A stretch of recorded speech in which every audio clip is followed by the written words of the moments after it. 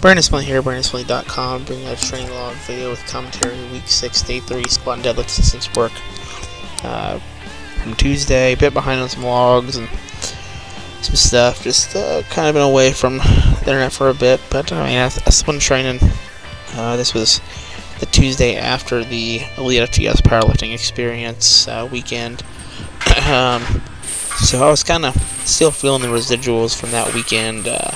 Harry Sokol had a training log up talking about the hangover from the weekend, and it's very real, and it's not an alcoholic hangover, but just like a energy drain kind of hangover, and it kind of lingers around until about midweek of the week that follows that weekend.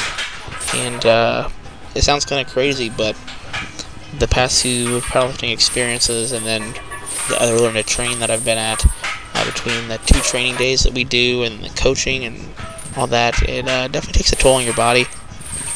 But still train 6 doubles on the speed squats with a cambered bar, 225 and 120 pound chain. These got better as the sets went on.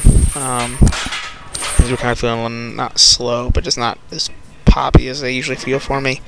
My camera was also out of focus. I didn't realize it till after I had shot them, so I apologize for that. Fixed it though on the deadlift, so I went back and looked at some of the footage.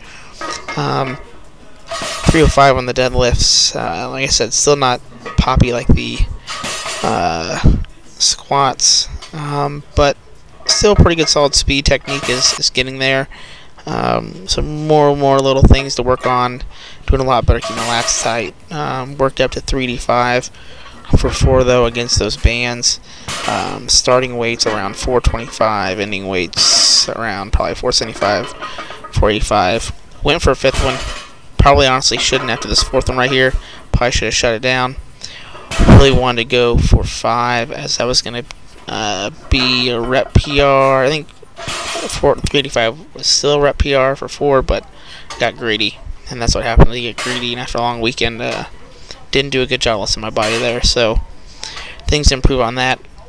Based upon where I kind of stalled, went with some chair deadlifts, basically 5 off the floor and then 1 standing up, and then repeating that twice. So 10 total reps, 5 plus 1 is how I list it.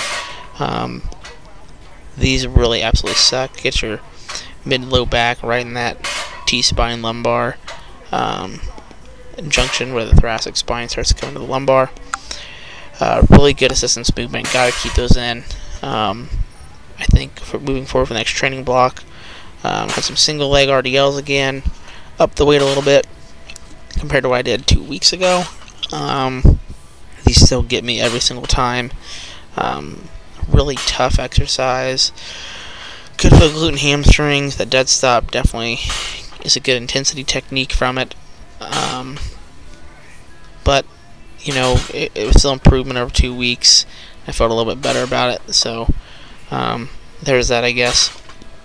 But and I think the last time I did the log, I gave the wrong weight, so I didn't even put the weight this time. But it's basically 80 kilos plus 10 pounds, so it's right around 100 pounds or so.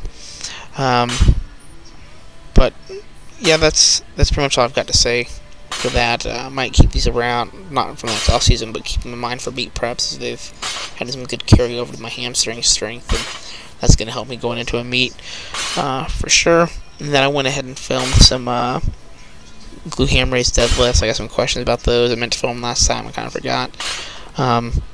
Basically, Pete Rubish does these with a glute ham hyperextension, but I don't have one of those, so I'm doing it off a glute ham raise.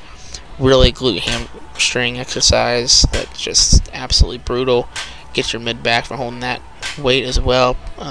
Still trying to figure out a better way to set this up, but overall it works really well. That's all I've got. Thanks for checking in. Keep my stuff over on elitefts.com.